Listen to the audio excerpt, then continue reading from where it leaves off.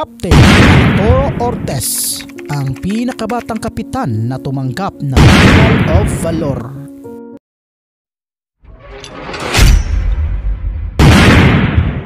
Insurgency o problema sa peace and order ang patuloy na problema dito sa Pilipinas at naghahanap pa rin ng solusyon ang gobyerno hanggang ngayon.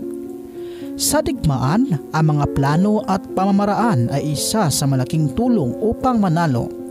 Taong 1990 sa Murcia, Negros Occidental Province, patuloy na gumagawa ng masama ang grupo ng New People's Army o NPA.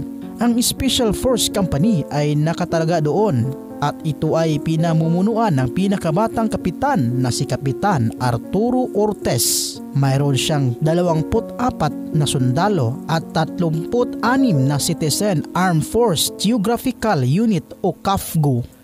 Isang insidente ang nangyari noong buwan ng Abril sa nasabing taon. Isang magsasaka ang humingi ng tulong sa mga sundalo dahil sa grupo ng NPA na gumagawa ng kaharasan sa kanyang pamilya. Sinabi rin niya na binugbog siya ng membro ng NPA sa harap mismo ng kanyang pamilya dahil hindi siya nagbigay ng pera sa nasabing grupo. Agad nag-surveillance ang grupo ni Kapitan Ortez at kinumpirma na may kuta ng kalaban sa lugar na ipinapahiwatig ng nasabing magsasaka. Agad silang gumawa ng plano kung paano kukunin ang kuta na kalaunan ay isa palang training ground ng mga NPA.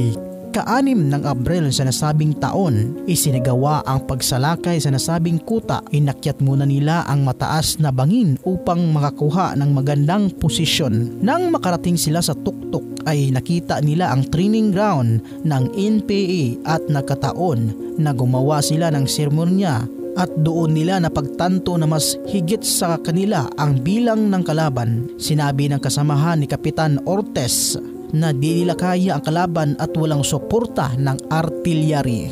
Hindi nag-aksaya ng oras ang grupo ng ating bida. Kahit marami ang kalaban, gumawa siya ng plano at agad silang umabante. Ngunit agad silang namataan ng kalaban dahil natapakan ng isang sundalo ang lata na gawa ng mga kalaban. Ang tunog ng mga latang iyon ang nagbibigay hudyat sa mga NPA na may nakapasok na kalaban sa kanilang kuta. Agad silang pinaputukan ng kalaban kaya mabilis silang gumanti sa pamamagitan ng pagpaputok ng kanilang mga armas. Tumagal ng 2 oras ang labanan na nagresulta sa pagkamatay ng 85 NPA at nakuha ang 33 high-powered firearms, 21 rifle grenades, ilang hand grenade at 5 two-way radios. Dahil sa plano ni Kapitan Ortez, nahatiin ang kanyang grupo, natalo nila ang New People's Army sa nasabing lugar at nakuha ang training ground kahit walang tulong ng artillery. Walang sibilyan ang natamaan sa labanan at ang mga kalaban na nahuli at ang mga nasugatan ay ginamot. Wala ring naitalang namatay o nasugatan sa panig ng sundalo. Hanggang ngayon ay kinikilala ang kabayanihang ginawa ni Kapitan Ortez bilang isa sa pinakamatagumpay na operasyong militar sa kasaysayan ng Philippine Army. Tumanggap siya ng Medal ng Kagitingan noong panahon ni Pangulong Corazon Aquino.